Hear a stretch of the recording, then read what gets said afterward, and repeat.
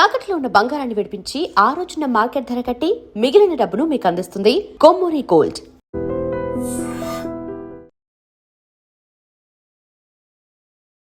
నమస్తే అమ్మా. నమస్తే అమ్మా.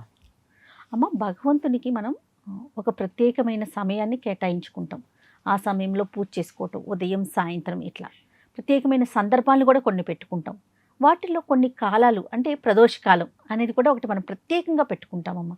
ఆ టైంలో మనం ఎక్కువగా పూజ చేయాలని చెప్పి దీపం పెట్టాలని, దానికి ఉన్న మహత్యం ఏంటమ్మా? రోజుకి 4 కార్డినల్ పాయింట్స్ ఉంటాయమ్మా.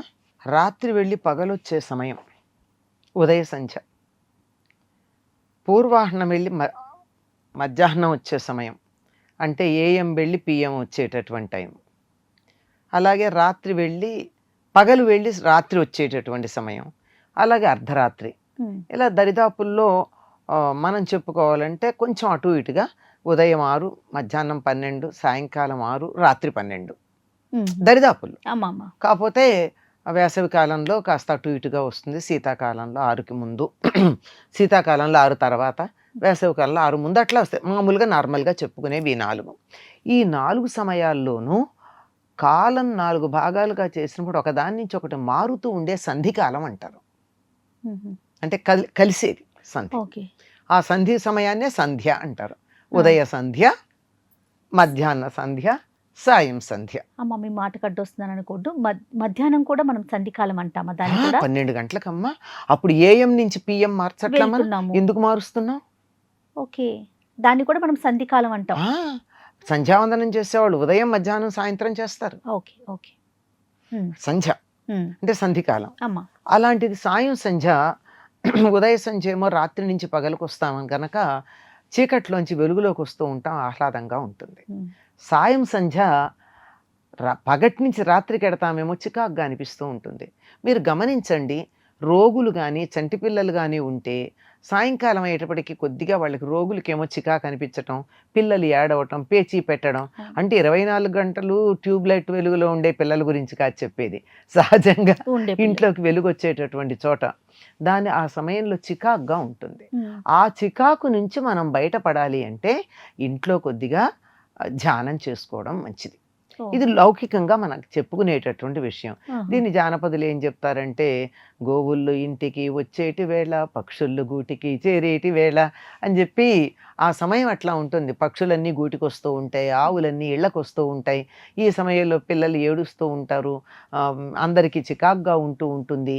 ఇటువంటి సమయాన్ని మనం సద్వినియోగం చేసుకున్నట్టయితే ఎంతో అద్భుతమైనటువంటి ఆధ్యాత్మిక ప్రగతి వస్తుంది. మనకి ప్రశాంతత కావాలి అంటే ఇప్పుడు సాధారణంగా చూడండి, అందరూ కూడా ఇళ్లలో ఏం చేస్తారు, పగలల్లా ఇంట్లో ఉన్న సాయంకాలం అయ్యేటప్పుడు కాసేపు బయటకు వెడదామంటారు. అవును. ఎందుకు? మధ్యాహ్నం ఎందుకు వెళ్ళరు, రాత్రి ఎందుకు వెళ్ళరు, పొద్దున ఎందుకు వెళ్ళరు? కాదు, సాయంకాలం అయ్యేటప్పటికి. అంటే వెలుగులో నుంచి చీకట్లోకి వెళ్ళే సమయంలో ఒక చోట ఉండాలనిపించదు, ఒక రకమైన రెస్ట్లెస్నెస్ వస్తుంది. ఆ రెస్ట్లెస్నెస్ ఏదైతే ఉందో, అంటే ఒక యాక్టివిటీ ఉంది, ఆ యాక్టివిటీని పాజిటివ్గా మార్చుకోవడం కోసం దేవుడి దగ్గరికి వెళ్ళి గుడికి వెళ్ళి దీపం పెట్టుకోవడము, ఇంట్లో దీపం పెట్టుకోవడమో, లేదా ఇంట్లో కాసేపు ధ్యానం చేయడమో, పూజ చేసుకోవడమో, సద్గ్రంథాలు చదవడమో ఏదో ఒకటి కనుక చేసినట్టయితే ఈ అలజడి ఏదైతే ఉందో ఈ యాక్టివిటీ ఎనర్జీగా మారుతుంది. అందుకని సంధ్యా సమయంలో తప్పనిసరిగా దేవుడి దగ్గర, ఇంకా మనకి ఏం చెప్పారు, ఫలానా అని కాకుండా దేవుడి దగ్గర దీపం పెట్టండి, కూర్చొని కాసేపు భజన చేయండి, లేదా ఓ స్తోత్రం చదవండి. అంటే పొద్దున్నలాగా మొత్తం పూజ అంతా చేయకపోయినా కనీసం ఏదో ఒకటి చెయ్యండి అని చెప్పడానికి కలిగినటువంటి కారణం ఇది. ఓకే, ఇంకా మరి ప్రదోష కాలం అమ్మ? ప్రదోషం అంటే సాయం సంధ్య, దోషము అంటే రాత్రి, ప్రదోషము అంటే రాత్రికి ముందు కాలం. దోషం రాత్రి, ప్రదోషం రాత్రికి ముందు అంటే సంధ్యా సమయం. సాయం సంధ్య, మళ్ళీ సంధ్యా సమయం ఏంటి, ఉదయ సంధ్య కాదు, సాయం సంధ్యని ప్రదోషం అంటారు. అంటే రాత్రికి ముందు భాగం. ఇక మనకి దీపం కూడా చూడండి అమ్మా, మనం లైట్ వేసుకుంటే ఆ ట్విలైట్ అంటామే, ట్విలైట్ లో దీపం మనకి బాగా అనిపించదు, చీకటి పడ్డాక దీపం వెలుగు బాగుంటుంది, పగలు బాగుంటుంది, రాత్రి దీపం వేసుకుంటే బాగుంటుంది. ఆ ట్విలైట్ లో కొద్దిగా అంటే బయట నుంచి ఇంట్లోకి వెలుగు వచ్చే ఇళ్ళు కనుక ఉన్నట్టయితే అటువంటి ఇళ్లల్లో ఆ సంధ్యా సమయంలో దీపం మనకంత బాగా కనిపించదు. ఆ సమయంలో చదవటం, కుట్టటం అట్లాంటి పనులు చెయ్యొద్దంటారు.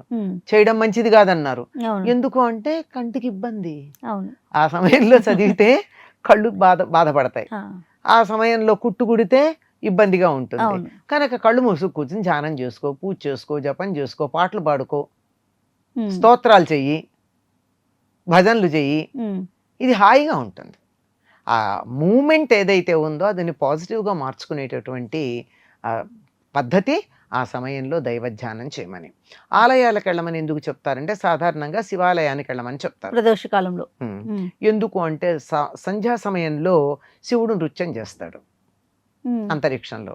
శివుడు నృత్యం చేసేటప్పుడు ఆయనకి వాద్యగాళ్ళుగా మొత్తం దేవతలందరూ ఆయన దగ్గర చేరతారు. అంటే ఒక్క శివుడికి అప్పుడు దండం పెడితే అంతమందికి దండం పెట్టినట్టు అందరి దేవతలకు నమస్కారం చేసినట్టు అవుతుంది. కనుక సాయం సమయంలో శివాలయానికి వెళ్ళమంటారు, ఉదయ సమయంలో విష్ణువాలయానికి వెళ్ళమంటారు. ఆలయ దర్శనాలు కూడా ఈ విధంగా మనం పెట్టుకోవాలి. అంటే పర్వాలే, మన సాయంకాలం విష్ణువాలయానికి వెళ్ళకూడదని కాదు, వెళితే మంచిదని. అది శివాలయానికి వెళ్ళినట్టయితే ఇంతమంది ఒక్కసారి దర్శనం చేసుకున్నట్టు అవుతుంది అని చెప్తారు. అంటే ప్రతి ప్రదోష కాలంలోనూ దీపం పెట్టుకుంటే మంచిదమ్మా. తప్పనిసరిగానమ్మా. సంధ్యాదీపం నమోస్తుతే మనకి చెప్పేది కూడా ఏమంటారు, దీపం జ్యోతి పరబ్రహ్మ, దీపం సర్వతమోపహం, దీపేన సాధ్యతే సర్వం, సంధ్యాదీపం నమోస్తుతే. సంధ్యాదీపం అంటే సాయంకాలం దీపమే, అంతే కదా. అందుకని ఆ సమయంలో తప్పనిసరిగా పెట్టాలి ఇంట్లో. ఎందుకంటే సూర్యుడు వెడుతూ వెడుతూ తన వెలుగుని అగ్నిలో పెట్టి వెళ్ళాట, అంచేత సూర్యకాంతి మన ఇంట్లో ఉన్నట్టే దీపం పెడితే. ఓకే, తప్పకుండా అమ్మా.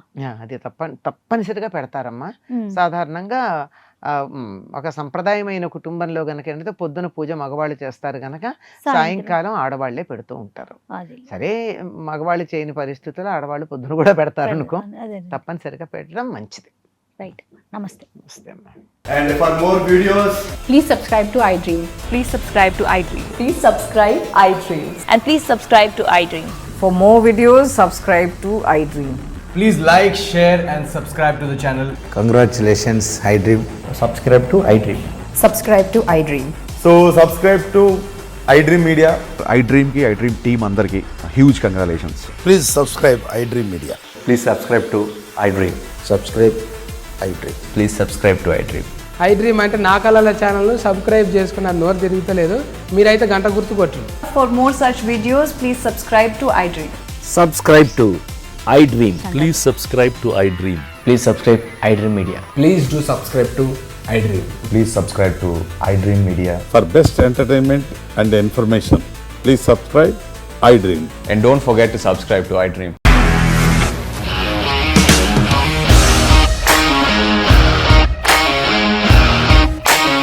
ఇండస్ట్రీలో కమిట్మెంట్ ఇష్యూస్ వస్తే నీకు కూడా వచ్చినట్టు. మార్నింగ్ తీసుకెళ్ళాలంటే కొట్టి పడేస్తారు.